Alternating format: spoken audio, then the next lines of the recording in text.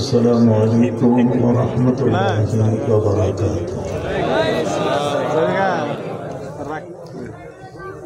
الحمد لله الذي هدانا للإيمان وأكرمنا بنبي آخر الزمان. ভাই সামনেতে সরেন, ক্যামেরাটা নিয়ে সামনে দিয়েছেন তো পিচ্ছেন আর একটু। আপনি ক্যামেরাটা একটু পিচ্ছে দেন। لا شريك له شهادة من وحد للإيمان ونشهد أن سيدنا وحبيبنا وشفيعنا ونبينا وعزيزنا وطبيب قلوبنا وطبيب ملتنا ومولانا محمدا عبده ورسوله الذي هو خير من حج واعتمر وخير من صلى وصام صلى الله عليه وعلى آله وصحابه وأهل بيته وأزواجه وذريته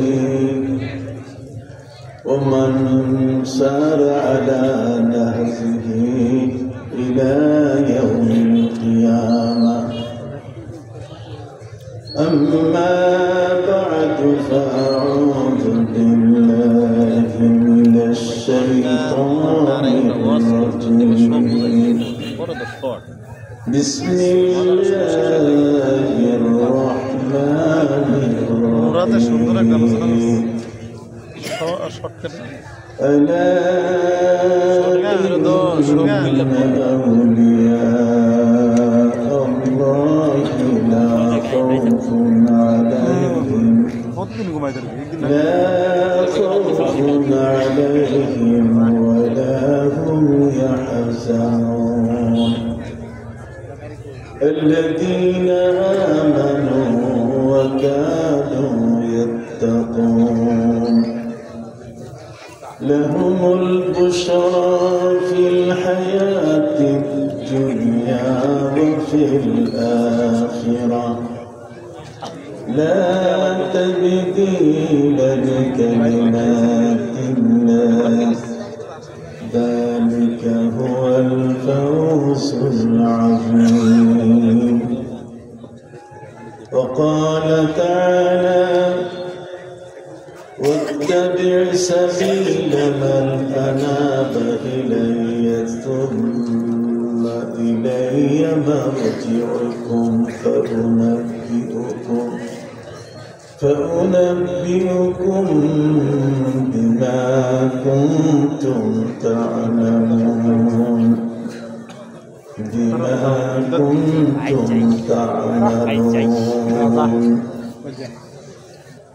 وقال تعالى في شان حبيبه ومحبوبه مخبرا وآمرا إن الله وملائكته يصلون على النبي يا أيها الذين آمنوا صلوا عليه وسلموا تسليما. صلى الله على محمد صلى الله عليه وسلم.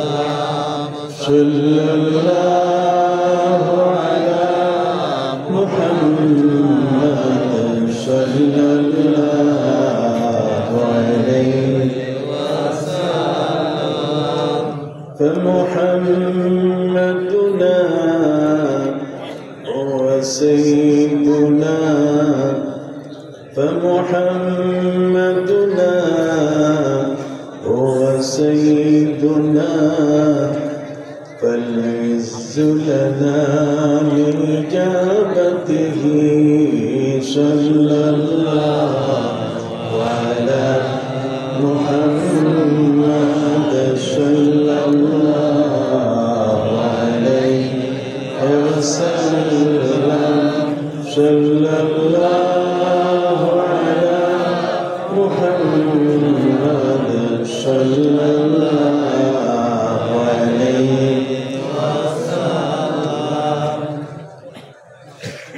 পীর তরিকত মুর্শিদ বরহাম উস্তাজুল উলামা হযরতুল আল্লামা আবুল বাশার পীর সাহেব কিবলা রহমতুল্লাহি আলাইহি কর্তৃক প্রতিষ্ঠিত বগির বামুটিয়া সিদ্দিকিয়া বাশারিয়া দরবার শরীফের 43তম বাৎসরিক ইশারা সোয়াব ও দোয়া মাহফিলের আজকের সম্মানিত সদর।